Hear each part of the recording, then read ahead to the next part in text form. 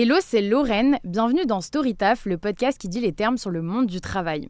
Aujourd'hui, on va parler d'un sujet un peu touchy, mais que vous avez été très nombreux à me réclamer. Un milieu où il y a souvent des dérives, alors que c'est supposé être un secteur où on aide les gens et où on a du sens dans ce qu'on fait, où on a un impact positif, le milieu associatif. Est-ce qu'on peut lutter contre des violences et les reproduire en interne ? Avec moi autour de la table, aujourd'hui, j'ai Anna, qui est connue sur les réseaux sociaux sous le pseudo Grande Bavardeuse. On va toutes les deux réagir à des anecdotes de salariés qui ont évolué dans le milieu associatif, puisque vous m'avez envoyé plein d'anecdotes, comme très souvent, donc j'en ai sélectionné quelques-unes. Et Anna a elle-même travaillé dans le milieu associatif, donc elle pourra à la fois réagir, mais également raconter ses propres anecdotes. Merci de m'accueillir ici, je suis trop contente. Moi aussi, je suis trop contente. En plus, je suis tes contenus depuis quand même longtemps. Enfin, je pense presque depuis les débuts, en vrai. Anna, en fait, elle fait pas mal de vulgarisation.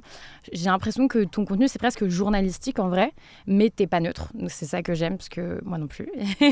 Toi, tu as travaillé dans le milieu associatif. Est-ce que tu veux nous dire un petit peu, déjà, pourquoi est-ce que tu es arrivée dans ce secteur et aussi qu'est-ce que tu cherchais ? Alors, moi, j'ai commencé mes études par une licence de droit. Et je me suis rendu compte assez rapidement qu'en fait, je trouvais ça assez boring. Enfin, il y avait des contenus qui étaient intéressants, mais le sentiment que j'avais, c'est qu'on nous faisait un état des lieux de quelles étaient les lois aujourd'hui et de comment le monde fonctionnait, sans jamais nous apprendre comment on en était arrivé là, qu'est-ce qui fonctionnait pas, quelles étaient les limitations de telle ou telle législation. Et du coup, ça m'a un peu frustrée et je crois que j'avais besoin de quelque chose qui me permettait de donner un peu plus sens à ce que je faisais. Et en fait, ça faisait longtemps, en vrai, que je voulais m'investir dans des associations. Et donc, je me suis lancée et j'ai commencé par être secouriste à la Croix-Rouge pour donner les premiers secours aux personnes qui en ont besoin. Et puis après, j'avais un peu le sentiment que j'avais besoin de quelque chose de plus politisé, je dirais, qui me permettait d'agir davantage sur des problèmes sociaux. Et en fait, en même temps, je suis partie en master. J'ai fait un master, du coup, en droit humain et action humanitaire. Et pendant tout ce master, j'ai travaillé avec des associations, donc de divers milieux. J'ai été à Calais aussi. Et puis ensuite, j'ai travaillé après mes études pour une association de protection de l'enfance, avant de quitter mon job pour devenir toktokeuse. Saltimbanque sur Internet. Les assos, pour moi, c'était un peu le moyen d'agir concrètement. Et puis aussi de m'entourer de gens qui n'étaient pas des gens que j'allais rencontrer dans mes petits cercles au sein de mes études. Tu vois, quand tu es dans l'associatif, en tant que bénévole, en tout cas, après quand tu es salarié, c'est assez différent. Et justement, c'est un sujet aussi, le mouvement qu'il y a dans le recrutement, dans l'associatif, où en vrai, de plus en plus, limite, c'est des gens qui sortent d'écoles de commerce et qui n'ont pas de passion ou d'intérêt particulier pour les assos. Quand tu es bénévole, tu rencontres des personnes qui ont entre 18 et 70 ans. Je trouve ça très enrichissant aussi humainement, quoi. Et toi, comment est-ce que tu imaginais le milieu associatif ? Est-ce que tu te disais, comme on fait le bien, entre guillemets, ça va forcément se passer trop bien et je vais être avec des gens bienveillants dans une structure bienveillante et en gros le monde des bisounours, où tu savais déjà que potentiellement il pouvait y avoir certains travers ? Quand j'ai commencé à m'engager justement dans des assos à 18 ans, j'avais pas conscience de ça.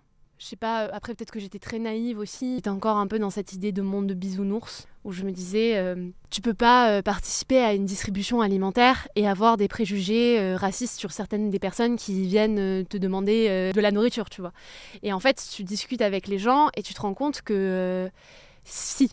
Il y a même plusieurs trucs qui sont des effets pervers, en fait, à mon avis, de certains engagements associatifs. C'est qu'il y a cette idée que parce que toi, tu t'engages et que tu agis, tout est permis.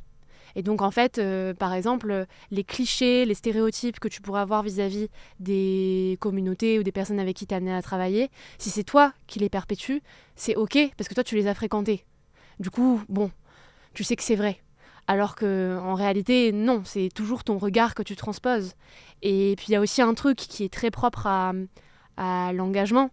Pour beaucoup de personnes, en fait, on vient répondre à un sentiment qui est la volonté de se sentir utile. Et on l'a tous, tu vois.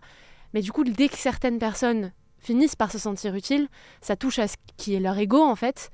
Et il y a un petit peu ce truc de je suis une bonne personne, donc tout m'est permis. Et ça me fait penser à, tu sais, ces gens qui se filment en train de donner à manger à des sans-abri dans la rue et qui mettent sur TikTok et qui par la suite vont dire bah moi je préfère acheter à manger pour le sans-abri plutôt que lui donner de l'argent parce que je veux pas qu'il boive de Exactement. c'est genre toi tu sais mieux que l'autre ce dont il a besoin et parce que tu fais une bonne action, du coup c'est toi qui as le pouvoir sur l'autre et donc tu veux contrôler ses agissements. Il y a une infantilisation qui est terrible et que beaucoup de personnes se permettent d'avoir parce qu'ils considèrent qu'en fait, à partir du moment où ils participent à prendre soin des autres, c'est leurs parents, quoi.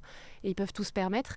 Et en plus, au-delà d'être infantilisant, paternaliste, c'est juste dangereux parfois. Enfin, typiquement, une personne qui a des problèmes d'addiction ne peut pas, du jour au lendemain, être privée, sevrée de la substance à laquelle il est accro. Enfin, moi, c'est un truc, j'ai eu cette conversation mais plein de fois avec des gens, où je leur dis, on est en train de parler là, et t'es en train de boire une bière. Et tu considères que toi, t'es plus légitime à boire une bière en terrasse pour clôturer ta journée un peu sympa ou un peu fatigante au boulot, qu'une personne sans abri a tellement plus de trucs à oublier que toi, tu vois. Moi, parfois, la relation d'aide, en fait, à qui elle profite. Elle profite aussi à la personne qui se nourrit de ça. Moi, je vais te lire une première anecdote que j'ai trouvée sur Reddit, celle-là. Parce que parfois, je traîne un peu sur Reddit. Ça fait plusieurs mois que je reçois des messages sur Insta où on me dit « S'il te plaît, il faut que tu parles des assos parce que tu parles des entreprises privées, etc. » Et ok, il n'y a pas de souci, bien sûr qu'il y a beaucoup à dire. Mais on ne se rend pas compte à quel point les assos ressemblent à des startups. Le Reddit, il s'appelait « Si vous pensez à vous engager dans le secteur associatif, ne le faites pas. » Comme ça, c'est dit. Moi, je veux pas être aussi dans les extrêmes parce que je pense que les assos, c'est hyper important. Mais bon, disons qu'il y en a certains qui en ont été dégoûtés. Je savais quand j'ai accepté ce travail il y a 4 ans que le salaire serait faible, mais je me suis dit que ça serait récompensé par un meilleur équilibre vie pro-vie perso, plus de stabilité et un bon développement de mes compétences. En plus, je pourrais me sentir plus alignée, même si je ne gagnerais pas beaucoup. Ça ferait quand même une différence. Au lieu de ça, j'ai échappé de justesse à 3 plans sociaux ces 18 derniers mois. Et maintenant, avec la réduction des effectifs, je n'ai pas eu un seul week-end de repos depuis plus de 2 mois. Je travaille jusqu'à 22h ou 23h tous les soirs. Merci le droit du travail. Et je ne dors pas à cause de l'angoisse, des messages énervés que je sais déjà que je vais recevoir à 7h du mat'. Je croyais avoir rejoint une organisation saine. Je me retrouve sous l'eau avec une ambiance horrible. Je construis des rapports qui sont interrogés par les clients et rangés sur une étagère. Rien de ce que je fais n'a jamais eu d'impact tangible. Mon but en travaillant ici était d'avoir un impact, de me sentir utile. C'est tout l'inverse. Tout ça avec une exigence de master en plus pour être rémunéré 100 fois moins bien que d'autres profils avec mon expérience dans mon domaine qui travaillent dans le privé. Le pire, c'est que sur ce marché, on me dit que les compétences acquises ne sont pas transférables au secteur privé. Même si c'est le même type de travail, les entreprises ne vont jamais choisir le gars qui a fait une expérience en asso plutôt que celui qui a travaillé dans une boîte privée. Après 1 an de candidature, le seul entretien que j'ai obtenu est pour une clinique à but non lucratif qui est maintenant dépourvue de fonds et ne recrute plus. Donc ouais, je sais que l'idée de trimer pour le patron n'est pas idéale, mais la voie des associations à but non lucratif n'est pas une meilleure alternative. Mon conseil serait de trouver une entreprise qui ne tue pas activement les gens et la planète, et ensuite de faire du bénévolat le week-end. Vous ferez une plus grande différence et vous vous en porterez mieux. Damn. Alors là, je trouve qu'il y a tellement de trucs intéressants. Ce truc du salaire, c'est quelque chose contre lequel je me suis battue contre moi-même, en fait. Cette idée de... je trouve que dans les associations, on joue souvent de façon très implicite de ce levier qui est de dire « Non mais attends, mais c'est un métier passion ». Mais ça, c'est l'excuse de tous les métiers passion. Ouais. Et du coup, tu te fais payer une misère alors que souvent, tu travailles, tu fais des heures sup sur des sujets hyper difficiles. On est tout le temps sous-effectif, donc il y a des enjeux, des responsabilités qui te pèsent très souvent, très rapidement sur les épaules. Mais vas-y, tu vas pas te plaindre alors que déjà, tu travailles pour faire le bien dans le monde. Et en plus, tu sais qu'on n'a pas d'argent. Et le fait est que c'est la réalité. Par exemple, là, avec Trump, USAID, donc qui est l'agence de développement américaine, a cut une gigantesque partie de ses fonds et il y a plein d'ONG humanitaires internationales qui aujourd'hui sont en train de couler parce que ils dépendaient, mais des ONG françaises en fait, dépendaient de USAID et galèrent à recruter. Tous mes potes n'arrivent pas à trouver de travail dans l'associatif. Alors qu'on a fait master de Sciences Po avec 2 ans d'expérience de stage, de machin et tout. J'en ai aucun qui a réussi à trouver du taf dans l'associatif. Parce que on demande des profils de 15 ans d'expérience. Effectivement, on privilégie toujours les gens en fait qui sortent de grandes écoles de commerce ou qui sont passés par des grandes boîtes, genre je sais pas, Decathlon, de la pharma, etc. pour travailler sur des sujets sociaux, ce qui est déjà intéressant. Parce que quand tu es passé par une entreprise qui fait du profit, t'as pas les mêmes réflexions en fait. Comment est-ce qu'on fait pour se sentir légitime, pour demander à être payé correctement quand on travaille pour des gens, en tout cas pour les intérêts de gens qui sont plus pauvres et en plus grande difficulté que soi? C'est ça aussi qui est compliqué. Et tu vois, le truc de je travaille tous les soirs jusqu'à 22 ou 23 heures, je pense que c'est aussi le problème de un peu tirer sur la corde sensible en mode ouais mais tu fais ça pour le bien, donc tu peux pas te permettre de rester dans ton confort et dire oui mais il y a un cadre légal, etc. Et du coup je trouve que, à mon sens, et vu les témoignages que j'ai reçus et ce que j'ai pu lire et tout, il y a certaines assos, parce que je ne veux pas faire une généralité non plus, qui jouent sur ça aussi, sur la culpabilité et sur le fait de en fait, tu fais ça pour le bien et c'est un métier passion. Et ça, je pense que c'est dans tous les métiers passion, tu vois. Je pense dans la musique, même dans des métiers passion, genre graphiste, tu vois. Déjà, estime-toi heureux d'avoir un taf aussi, parce que c'est aussi des secteurs où ça recrute peu. Du coup, si tu arrives à gagner ta vie comme ça, déjà, estime-toi heureux, donc tu vas pas en demander plus. Et je trouve que ça met les salariés dans des postures qui sont compliquées, parce que tu vois, là, tu as un mec qui a bossé 4 ans dans une asso et qui dit, en fait, retournez dans le privé, quoi. En fait, je pense que la conclusion, elle est intéressante. Alors, je sais pas si je dirais n'allez pas travailler dans les associations. Parce que personnellement, et encore, même, il y a des enjeux éthiques aussi dans le fait de travailler dans des associations. Il y a des associations qui perpétuent des messages qui sont moins bien que d'autres. Mais j'irai pas dire aux gens ne travaillez pas dans les associations. Par contre, ce que je pense qui est nécessaire, c'est qu'à un moment donné, à partir du moment où c'est ton travail, ça peut pas être ton engagement. Enfin, à mon avis, il faut vraiment dissocier les deux. Où tu te dis, voilà, je veux avoir un travail qui fait... C'est triste ce que je vais dire, mais le moins mal possible. Parce que je sais pas s'il y a des emplois aujourd'hui qui participent activement à faire le bien, en vrai, à partir du moment où tu es dans une logique de profit. Ce qui est la logique que les associations sont obligées d'adopter pour survivre, en fait. De plus en plus, on leur demande, elles n'ont pas le choix. Mais donc, à partir du moment où tu dis, voilà, j'ai trouvé un travail pour faire le moins mal possible, faut que ça reste ton travail. Et moi, partout où j'ai taffé, bon, après, c'est parce que aussi, j'avais le privilège de me permettre d'avoir cette exigence-là. Mais à chaque fois que j'ai taffé quelque part, on me disait le premier jour, c'est 9h-17h. À 17h01, j'avais mon manteau et mon sac. Et il était acté qu'il n'y aurait pas d'heures sup ici, tu vois. Ou alors, s'il y a des heures sup, on va discuter avant de les faire, de comment on va s'occuper pour le salaire, tu vois. Mais je pense qu'il y a un peu ce truc où c'est ça, il y a beaucoup d'assos qui, parfois, te donnent limite l'impression que la journée, tu travailles avec nous, et le soir, quand il y a des événements, c'est du bénévolat. Bah oui, mais non, en fait, les deux ne peuvent pas fonctionner parce qu'à partir du moment où on a une relation bénévole, ça veut dire qu'on n'a plus une relation travailleur-payeur, tu vois. Enfin, le rapport est totalement différent. Et ça, c'est un peu ce sur quoi jouent, par exemple, les grandes entreprises. Ce truc de genre, non, mais on est une grande famille. Les associations, il y a de plus en plus ça, en vrai. Cette idée un peu de dire, on a tous la même vision, du même truc, on veut avancer ensemble, donc tu vas pas nous demander de te payer. Non, mais si, en fait. Parce qu'il faut pas, justement, il faut pas que votre engagement, ça devienne un désavantage pour vous. Toi, c'est quoi ta pire anecdote dans le milieu associatif? Si tu peux raconter. Moi, j'ai une anecdote que je trouve très drôle. C'est vraiment un petit story time. Vas-y, ça s'appelle Storytaf ici. Ok, Storytaf. En gros, donc, j'ai travaillé dans une asso. Et dans cette association, il y avait une personne à l'accueil. Je l'appelle la meuf de l'accueil, pas par mépris, juste je connais pas son prénom. On l'appellera... Donne-moi un prénom. Pénélope. Donc il y avait Pénélope qui travaillait à l'accueil. Et je n'avais aucun rapport avec Pénélope à part bonjour le matin et au revoir le soir, tu vois. Et je m'étais fait une petite équipe de gens dans le taf que j'aimais bien, avec qui je m'entendais. Donc on était genre 3 filles et un mec. Et de temps en temps, on faisait une post-clope. Moi, je fume pas, mais juste je les accompagnais en bas. Et donc, à chaque fois qu'on faisait une post-clope, on devait passer devant le bureau de Pénélope. Et ce mec-là, de ce groupe, un jour, envoie un message pour proposer à Pénélope, qui connaissait depuis longtemps, etc., genre d'aller boire un café ou une bière, mais genre c'était un peu sous-entendu, proposition de date, tu vois.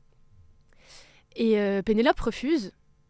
Et lui dit mais bon, je me fais pas de soucis pour toi, je sais que tu parviendras à trouver facilement quelqu'un d'autre pour y aller avec toi. Et lui dit mais comment ça, qu'est-ce que tu sous-entends? Et là Pénélope lui répond dans un message il y a beaucoup de mots qu'il va falloir bip bip là. Je suis désolée pour toi. Vas-y. Elle lui répond un truc du genre, tu sais très bien de qui je parle, les 3 avec qui tu vas tout le temps fumer des clopes, elle ne rêve que d'une chose, c'est de te dans l'ascenseur. Tout ça. Pénélope. Wesh Pénélope. Dinguerie de dire un truc pareil. Et donc J'ai pas les mots. mais oui, mais vraiment. Et donc le mec a ce message et tout dans son tel, et le lendemain matin, donc les 2 copines de ce groupe-là de copains de travail allaient travailler. Moi j'étais en télétravail chez moi, je venais que l'après-midi. Et il leur montre le message. Et les filles, elles sont un peu choquées, mais elles rigolent, tu vois. Elles sont en mode mais elle est si ça avait folle été ou un quoi. mec qui avait écrit ça, Ouais. les gens n'auraient pas rigolé déjà. Ouais. Mais en mode elle est folle ou quoi, machin et tout. Moi l'après-midi, j'arrive, les filles elles viennent me voir, elles me disent regarde le message qu'il nous a montré et tout. Elles me montrent le message, moi ça me fait pas rire du tout. J'ai pas envie de rigoler, ça m'énerve, tout de suite ça m'énerve. Je me dis quoi, mais comment ça? Moi je suis là, je suis sous-payée, je me fais traiter de j'ai jamais de qui que ce soit dans l'ascenseur, à la limite si je l'avais fait, tu vois, même pas. Je me fais insulter comme ça gratuitement, la meuf je la connais même pas, c'est quoi ce délire et tout machin. Ça m'énerve, tu vois. Je comprends. Ouais, et je sais pas pourquoi, je pense que j'ai des décennies de slut shaming de toutes mes sœurs qui me pesaient sur les épaules. J'étais en mode mais il faut que je fasse quelque chose. Ça m'énerve, je me dis dans un coup de colère, je vais en parler à son supérieur. Après je me calme, je dis wow, on n'est pas des poucaves ici. Même si attention, je pense que Si ça avait été un mec. voilà. Mais je pense qu'en fait, ça peut être légitime parfois de poucaver. Moi, j'ai du mal avec ça. J'étais en mode, en vrai, je connais pas sa situation. Je sais pas à quel point ça pourrait la mettre dans la merde. Peut-être qu'elle a très besoin de ce taf. Puis ça nous arrive tous de dire des trucs méchants, pas gentils. Enfin là, c'était un peu hardcore quand même. C'était un peu hardcore. Mais tu sais, j'ai un peu ce truc de me dire, moi, probablement, ça m'est arrivé plein de fois de faire de la merde ou d'avoir des mots qui dépassent mes pensées. J'en sais rien. Peut-être que j'ai envie de faire preuve de la compassion dont j'aimerais que d'autres fassent preuve avec moi si un jour... Après, est-ce que tu aurais écrit un message comme ça sur des gens Non. que tu connais pas, de manière aussi violente? Non, bon. certainement pas. Mais tu vois, je suis un Mais peu je en comprends que mode... t'aies pas envie d'être responsable d'une sanction ou même de son renvoi, quoi. Ouais, et puis je sais pas si c'est mon éducation un peu catho, mais tu vois, j'étais en mode... T'es dans en le pardon. vrai... Ouais, je suis en mode, en vrai... je sais pas, j'ai pas envie, c'est pas cool, tu vois. Je dénoncerai les erreurs des autres le jour où j'en ferai pas moi-même, genre où je serai parfaite. C'est pas près d'arriver. Et du coup, je me dis, ok, je vais aller la voir, parce qu'en vrai, c'est entre elle et moi, et je vais lui en parler. Sauf que, bon, vu la dégaine du message, alors que vraiment, on s'était jamais changé de mots autres que bonjour, au revoir de notre vie, je me dis peut-être que c'est pas la personne la plus saine d'esprit à laquelle je vais être confrontée dans ma vie. Donc je me suis dit, pour m'assurer que derrière, elle laissait pas de me créer des problèmes parce que je suis venue la voir pour la confronter, tu vois. Je me suis dit, je suis dans Inspecteur Gadget. Je l'enregistre. J'ai enregistré. Et finalement, du coup, je me suis dit, je le fais pas le jour J parce que là, je suis trop énervée, ça sert à rien. Je vais avoir des mots qui dépassent ma pensée, ça va pas être productif et tout. Donc le lendemain matin, bon, j'arrive, je regarde, je vois qu'elle est là, je suis en mode, ok, je me recule, je prends une grande bouffée, je mets mon tel et tout. Et je vais la voir et je suis en mode, excuse-moi, je peux te parler? Et elle me dit, oui, bien sûr, trop gentil, tu vois. Et je lui dis, ouais, alors, je sais que tu m'as traité de grosse et que tu sous-entends des trucs que j'aurais pu faire dans l'ascenseur et tout. Bon, alors déjà, je vais pas me justifier sur le fait que c'est faux, mais en vrai, moi, je me fais trop pas assez payer pour me faire insulter comme ça sur mon lieu de travail. Enfin, quand bien même 5 000 Non, balles mais par tu mois, vois. tu te fais pas insulter comme ça, en fait. Hyper grave de faire ça. Et parce que techniquement, elle a pas mis mon prénom, tu vois, dans le truc. Oui, mais même. J'étais en mode, que ce soit sur moi ou même pas moi, en fait, on peut pas parler entre femmes les unes des autres comme ça. Et donc, en vrai, le refais plus. Parce que moi, ça m'a blessée. Je pense pas l'avoir mérité rapport au fait que j'ai toujours été très cordiale à chaque fois qu'on a échangé, quoi. Là, dead silence, pas un seul mot, elle avait des larmes qui coulaient et tout. Et j'étais en mode, ok. Et donc, je suis partie. Je dis, Au moins, tu sais qu'elle bonne regrette. journée. Oui, c'est ça. Et c'est pour ça que j'étais en mode, j'ai pas envie d'en faire un gros sujet, alors qu'en vrai, c'est un message et tu sais pas dans quel état d'esprit elle était et tout. Bref. Et donc, je pars. Et plus tard dans la journée, le mec qui avait reçu le message et qui du coup nous l'avait montré vient me voir et me dit ouais, elle m'a écrit un message, elle m'a dit franchement pourquoi tu lui as montré le message, je peux pas te faire confiance, etc. Et moi, je rigole et je lui dis, elle avait jusqu'à... Enfin, faut pas qu'elle retourne la faute, elle avait qu'à juste pas me traiter de tu vois. Par exemple. Voilà. Et le mec me répond, ouais, mais franchement, c'est pas cool ce que t'as fait en vrai, la pauvre et tout. Et je suis en mode, waouh, c'est fou. Et c'est toi qui as créé cette situation, mec. Ouais, c'est ça. Et c'est plus ça, limite, qui m'a choquée, où j'étais en mode, en fait, là, on me reproche même pas, du coup, d'avoir créé des conséquences matérielles sur sa carrière. Pas du tout. Le seul truc qu'on me reproche, c'est de m'être défendue et d'être allée voir quelqu'un et de dire, tu peux pas m'insulter comme ça, en fait, quand on est censé avoir des relations professionnelles. Et je m'étais dit, mais si c'était un truc plus gros, genre plus grave, tu vois, est-ce qu'on m'aurait dit, ouais, franchement, en fait, c'est ça. Ouais, tu fais des problèmes. Bah ouais, mais non, en fait, c'est les problèmes, c'est la personne qui se comporte à l'encontre des règles de l'entreprise qui les crée. C'est pas WAM, quoi, finalement. Enfin bref. Et donc, du coup, pendant longtemps, j'avais un enregistrement dans mon dictaphone qui s'appelait « Moi, point d'interrogation » que je n'ai jamais eu à utiliser. Et ouais, ça, typiquement, ça a été un moment où je me suis dit, c'est un peu dingo, parce qu'on travaille dans une association qui, bien sûr, toutes les associations aujourd'hui qui se respectent doivent de toute façon porter une forme de message féministe, parce qu'on est dans l'intersectionnalité, etc. Mais donc on est dans une asso où les gens sont supposés être avertis quand même, tu vois. Et ça n'empêche pas que des trucs aussi gros puissent arriver. Mais même au-delà de féministe ou pas féministe, juste tu n'insultes pas les gens avec qui tu travailles. Ça me paraît aberrant. Et puis le fait de laisser des traces écrites aussi, parce que je veux dire, la meuf se rend pas compte que ça peut vraiment se retourner contre elle, parce que là t'as vraiment une preuve tangible. Je vais penser à un truc, désolée, je fais de la pub pour un autre podcast, la honte. Vas-y. Hein. Mais tu vois, Transfert. Ouais, j'adore. Et il y a un podcast où il raconte, je crois qu'il s'appelle Sky Scrapper, un truc comme ça. Et elle raconte, c'est une meuf qui raconte que pendant des mois et des mois et des mois et des mois, elle bitchait sur ses collègues sur Teams, mais des trucs hardcore. Et qu'un jour, il y a juste sa patronne qui l'a convoquée et qui lui a dit « On peut lire tous vos messages ». Mais c'est vrai en plus. Et je le dis aux gens qui écoutent le podcast ou qui regardent, c'est pareil sur Slack. Et je l'ai appris dans mon ancienne entreprise parce que pareil, on avait un groupe qu'on avait mis en privé. Parce que sur Slack, tu peux mettre des groupes verrouillés, il y a un petit cadenas où il n'y a que les gens qui sont dans le groupe qui peuvent voir. C'est vraiment supposé être comme une convo WhatsApp, mais sur Slack. Bon, c'était pas très fut de notre part, hein, mais c'est vrai qu'on se faisait martyriser par la manager et donc on avait un groupe où on parlait mal d'elle. Et en fait, un jour, j'ai appris que le mec qui a créé le Slack de l'entreprise, il a la vision sur tous les groupes, y compris les groupes privés. Et ça a été vraiment vérifié.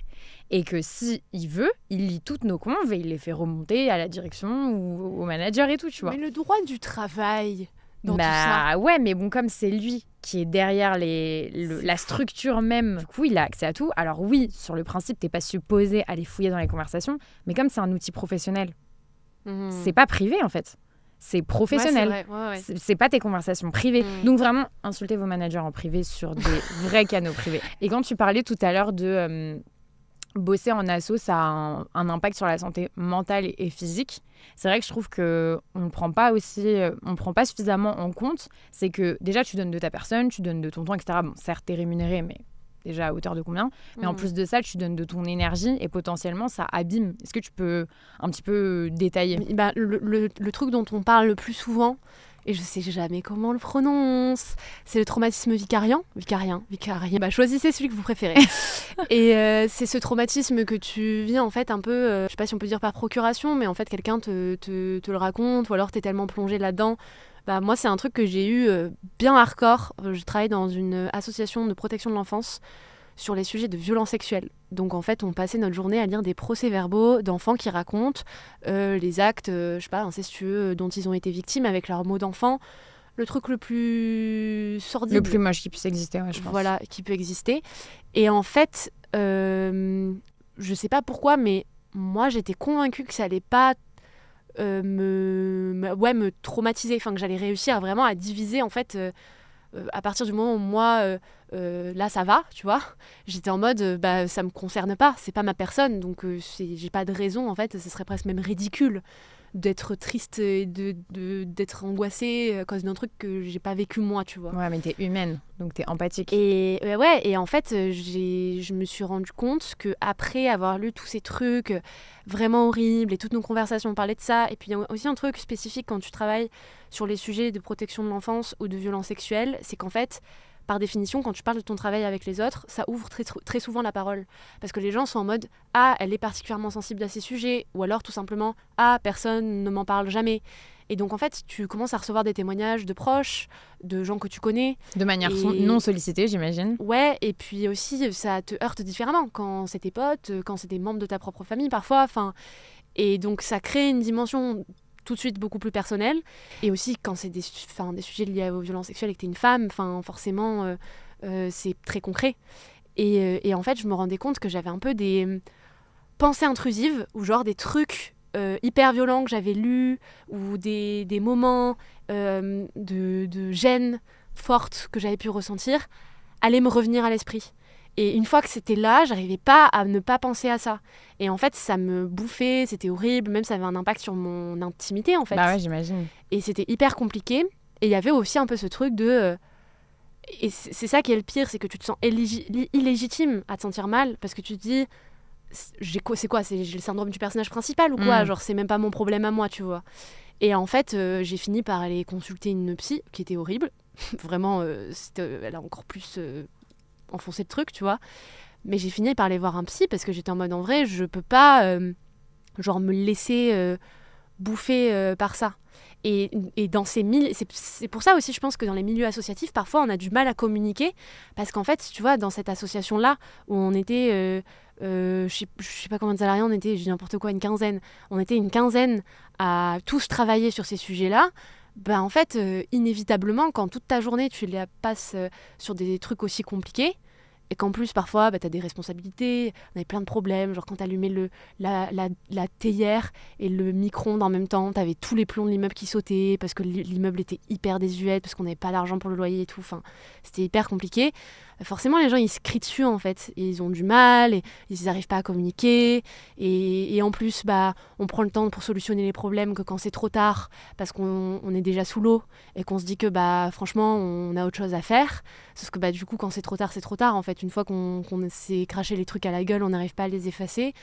Et je pense qu'il y a beaucoup de problèmes relationnels dans les associations qui sont liés à ça aussi, au fait que tout le monde est éprouvé, personne n'ose trop en parler parce que ça c'est un truc que j'ai vu à Calais par exemple, quand tu sors du terrain, j'aime pas ce mot, mais du moment d'action quoi, de ta garde par exemple, en fait paradoxalement t'as envie de parler que de ça parce que t'as vécu des trucs hyper durs et hyper parfois violents, mais en fait les gens en face de toi des fois ils ont pas envie, tu vois, et donc tu peux te sentir seul, tu sais pas si t'as vraiment envie d'en parler parce que t'as peur que les gens ils se sentent forcés d'en discuter, tu vois. Et à mon avis, et l'avantage c'est que quand j'étais à Calais justement, là c'est tellement des sujets, tu vois des trucs qui sont vraiment pesants, qu'il y a toute une organisation qui est vraiment très développée à ce niveau-là. Il y a genre des groupes de parole toutes les semaines, des moments qui sont fermés pour en parler après chaque garde, etc. Et en fait, heureusement, parce que sinon... c'est pas faisable. J'ai un exemple comme ça, mais une fois quand j'étais à Calais, on préparait un sac pour une personne exilée. Et donc on lui mettait des affaires dedans et tout. Et en fait, tout l'enjeu que t'as avec les distributions, avec les personnes exilées, c'est que déjà, tu dois faire hyper gaffe à donner la même chose à tout le monde. Sauf que t'as jamais assez pour tout le monde. Donc il y a souvent des conflits qui se créent. Il faut prendre des décisions qui sont pas toujours faciles et qui te font te sentir coupable parfois. Et puis ensuite... faut être aussi réaliste dans la capacité que tu as d'aider les gens, dans le sens où, par exemple, des fois, donner, une énorme couette à quelqu'un qui, en fait, n'a pas d'endroit où se poser et qui va passer sa nuit à marcher, ça fait pas sens parce que la couette, elle va juste être trop lourde. Et donc, j'étais en train de préparer ce sac avec une autre personne de l'asso, et je prends une couverture qui était une couverture bien chaude, genre un gros plaid, mais qui était quand même assez légère.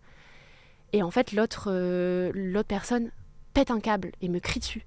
Et en mode, mais t'es une malade, mais tu vas pas lui donner une couverture fine comme ça, mais t'as vu le temps qu'il fait dehors, mais tu veux qu'il meure en fait, c'est ça ton problème, tu veux qu'il crève. Frérot, si j'en avais rien à foutre, en fait, je serais chez moi, je serais pas là.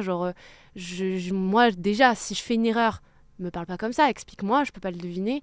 Ouais, Et mais t'es à ensuite, cran, quoi. c'est En ça. fait, c'est des Et situations qui te mettent tellement à cran que tu exactement. finis par péter les plombs sur les autres. Et... C'est ça, et j'étais en mode, je vais pas lui donner une grosse couette et de redon de 4 kilos alors qu'il pleut, justement, ça va se gorger d'eau, ça fait pas sens, tu vois. Mais en fait, c'est ça, elle se sentait encore plus impuissante, elle se sentait totalement désœuvrée face à la pluie qu'il y avait, et la seule façon de sentir qu'elle récupérait du contrôle, c'est te gueuler dessus, quoi. c'était de me gueuler dessus. Et en fait, dans l'associatif, souvent, c'est ça les dynamiques que t'as, c'est pas toujours les gens qui sont très mal intentionnés. Non, bien sûr, mais heureusement tu vois. d'ailleurs. Je pense que justement, c'est parce qu'il y a des manques de moyens, parce qu'on est très exposé à des violences et à des choses qui te mettent dans des états... Enfin, ça te met vraiment très mal et potentiellement plus mal que ce que tu pouvais penser, comme tu disais tout à l'heure. Et finalement, tu pètes les plombs et tu te mets à crier sur tes collègues. Mais je trouve que c'est important de dire que c'est une nécessité de se libérer par la parole aussi et de se confier sur ce que tu as vécu. Les groupes de parole, c'est super, mais tu vois, je pensais notamment aux psys qui sont normalement supposés être supervisés. Mais pour moi, c'est exactement la même chose. En fait, quand tu bosses en asso, tu devrais avoir dans ton temps de travail un temps où tu parles à un psy ou un professionnel de la santé mentale et où tu te fais superviser sur ce que tu ressens, ton impuissance, toutes ces émotions qui sont parfois aussi contradictoires. Et ça peut te permettre un petit peu de un peu te soulager et que ce soit moins lourd sur tes épaules, parce que quand tu as ton truc à toi et que tu peux même pas en parler aux autres, c'est encore plus lourd à porter, je trouve. Surtout que c'est des sujets qui sont tellement parfois difficiles que justement, en fait, j'ai le sentiment que souvent il y a des relations très fortes qui peuvent se créer entre salariés, parce qu'en fait tu peux pas trouver de lieu où on va comprendre ce que tu vis ailleurs qu'au travail. Et ça peut créer cet effet pervers où du coup effectivement tu vas pas oser dire à ton collègue qui dépasse les bornes ou à ton patron que tu as envie d'être payé telle ou telle heure parce que ça devient presque ton ami. Mais en fait effectivement quand tu as vécu 75 péripéties qui n'ont pas de sens et qui sont genre typiquement aussi horribles que des violences commises à l'encontre d'enfants, ton partenaire quand tu rentres le soir il a peut-être pas envie que tu le tunnelles pendant 1h30 et sur les trucs que tu as lus. Et si tu le fais, il saura même pas quoi te répondre pour te soulager. Et typiquement, c'est un truc que vivent beaucoup les humanitaires, de dire, en fait, la dépression, tu la vis vraiment quand tu rentres, parce que... T'as l'impression que personne te comprend. Ouais, et même toi, tu comprends plus les autres. Tu deviens presque un... Tu sais, ce connard genre qui est parti au Costa Rica et genre qui rentre et t'es en mode... Mais attends, mais... C'est pas t'es ça, vraiment la en vraie train vie. de te plaindre alors que... Tu vois, mais en fait, c'est ça, tu peux devenir un peu comme ça parce que t'as l'impression que t'as vécu la vraie vie. Alors presque tu détiens la vérité que les autres n'ont pas, ouais. Alors que ta souffrance, ça devrait pas être la vraie vie, justement. Et ça crée un peu ce décalage... où genre, moi, une fois, j'avais une conversation avec mon copain, justement, quand j'étais à Calais. Donc Calais-Paris, ça se fait assez facilement. J'essaie de couper assez souvent pour le voir et passer du temps ensemble et ailleurs que dans cette ville maudite. Et en fait, je lui racontais donc tout ce que j'avais fait pendant une semaine, mais des trucs durs, tu vois, genre en mode, je sais pas... la dernière fois, j'étais au téléphone avec des gens qui étaient au milieu de la Manche sur un bateau et genre ils étaient en train de paniquer. Il y avait personne qui parlait anglais sauf un enfant de 6 ans. Et du coup, j'ai dû parler avec un enfant de 6 ans au téléphone qui était en mode everyone sit down et tout. Et je devais lui donner des instructions de sécurité. Enfin, c'est lunaire de raconter un truc pareil, tu vois. Et genre, je raconte ça à mon copain et après, il est en mode ok, moi mes partiels, ça allait. Et il me disait, mais je me sens mal de t'en parler parce que ça fait pas de sens après ce que tu viens de me dire. Et j'étais en mode, non, en fait, c'est horrible parce que moi, j'ai envie que tu puisses te sentir de pouvoir m'en parler, tu vois. Et donc, ouais, quand ton quotidien, c'est des sujets difficiles comme ça, effectivement, ça peut être hyper isolant. Et donc, ton travail peut être aussi le seul espace, quoi. Mais je trouve ça malheureusement très contradictoire quand tu finis par devenir violent dans le cadre de ton travail alors que tu luttes contre des violences. Et justement, je te parlais juste avant qu'on commence à enregistrer de cet article de Mediapart qui du coup recensait à peu près une vingtaine de témoignages de salariés d'une asso qui, du coup, c'est le 30-18, donc c'est une asso contre le harcèlement scolaire. Et en fait, les écoutants, donc ceux qui répondent au téléphone, se sont plaints de conditions de travail très difficiles. Il y a eu notamment des plaintes sur une pression à enchaîner les appels, alors que, comme tu le dis, ça peut te confronter parfois à des émotions très difficiles à supporter. Il y a des témoignages qui peuvent être lourds, que donc il y a eu beaucoup de burn-out, d'arrêt maladie, notamment de certaines personnes qui ont eu des idées noires et qui n'ont pas forcément reçu le soutien qu'ils auraient aimé recevoir de la part de l'asso, et que finalement il y a une sorte de reproduction de la violence pour laquelle on est supposé lutter, c'est-à-dire que tu luttes contre le harcèlement scolaire en étant adulte dans une entreprise, et finalement cette violence, elle se reproduit dans le cadre de ton travail parce qu'il y a une pression de ouf, parce qu'il n'y a pas assez de gens pour répondre au téléphone, et que comme on veut être sur tous les fronts, on force les gens à travailler plus, à être dans un rush pas possible, et qu'en réalité, il faudrait pouvoir prendre le temps parce qu'on se parle parfois d'appels très difficiles. Et je me disais, comment est-ce qu'on en arrive à un stade où tu es supposé avoir un impact positif, montrer l'exemple même, et finalement, en interne, c'est tout l'inverse qui se passe. Déjà, je pense qu'en vrai, ce qui est hyper intéressant dans ce que tu dis, c'est que c'est, encore une fois, les métiers du care, ceux qui sont vraiment en première ligne, qui en prennent le plus plein la gueule, quoi. Et les écoutants, c'est pas ceux qui sont le plus payés, tu vois. Non, c'est clair. Et c'est toujours ceux qui vont finir en burn-out. Mais ce burn-out-là, on n'en parle pas. On va parler des cadres sup chez IBM, mais on parle pas des gens qui n'en peuvent plus. En fait, effectivement, ouais, c'est ça, de porter la responsabilité, de constamment décrocher, parce qu'on leur dit que s'ils répondent pas, derrière... peut-être que quelqu'un va se mettre voilà. fin à ses jours. Ouais. Exactement. Je pense qu'il y a à la fois cette logique-là qui est poussée par le fait qu'on peut de moins en moins compter sur l'argent public, et donc on est obligé de fonctionner de plus en plus comme un acteur vraiment du privé. Et puis après, je pense qu'il y a aussi une logique qui vient du fait que les associations, pour suivre ce mouvement-là, se disent qu'elles sont obligées de commencer à se composer d'acteurs, justement, qui ont eux-mêmes en eux ces logiques managériales du privé. Et en fait, dans de plus en plus d'associations, ce que tu constates, c'est que tu as un peu genre l'école blanc, les mecs qui vont être dans l'administratif, en fait, et qui vont être dans leur bureau et qui vont jamais en sortir. Et puis derrière, tu as, je sais pas si on pourrait en analogie dire l'école bleue, mais en gros, les travailleurs sociaux qui vont être sur le terrain et qui vont, en plus de toutes leurs tâches, devoir te faire 75 000 slides et 12 000 Excel pour rapporter aux mecs de l'admin que oui, regardez, j'ai bien fait 600 000 formations ce mois-ci. Genre, tu vois, ça pousse les gens, au-delà de créer un truc de pression liée aux chiffres, ça crée aussi une perte de sens. Parce que tu peux justement passer... Enfin, t'es obligé, si tu veux dormir la nuit, de passer moins de temps à faire ce qui est le cœur de ton travail et ce pourquoi t'es formé à l'origine, pour faire ce truc un peu plus office job, de reporting, etc. Et en vrai, moi, j'ai parlé avec beaucoup de travailleurs sociaux, justement, qui me disaient... moi, j'ai été travailleur social justement pour fuir des bureaux parce que ça m'intéresse pas, ça me plaît pas. Et maintenant, on me demande de le faire, sauf que je ne sais pas le faire.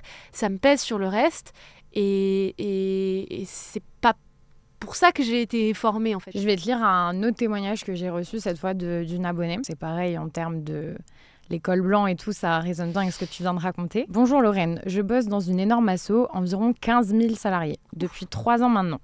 Je peux te confirmer que le milieu associatif va très mal. Pour le contexte, j'ai 30 ans et j'ai un master en direction de projet.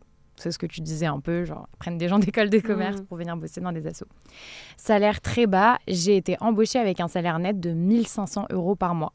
À l'époque, j'étais heureuse, c'était la première fois que j'étais au-dessus du SMIC. À savoir que le SMIC, il est vraiment pas très loin de 1 500 € de net par mois maintenant. Je n'ai jamais été augmentée, mes demandes ont toujours été refusées. En étant tutrice d'un service civique, j'arrive à atteindre 1 600, mais ça ne dure que 8 mois dans l'année. Et ça ne dépend que de moi, de faire l'annonce, de faire les entretiens, de recruter, de tutorer, en plus de tout le reste. Et j'avoue que désormais, je ne le fais que pour la prime. Ouverture d'un nouveau service, on me propose de le tenir. Au début, je dis non, pour 100 € de plus. Et les emmerdes qui vont avec, je ne le sens pas. Le temps passe et je change d'avis. J'ai des projets et 100 €, ça reste énorme pour moi, même si ce n'est qu'une prime.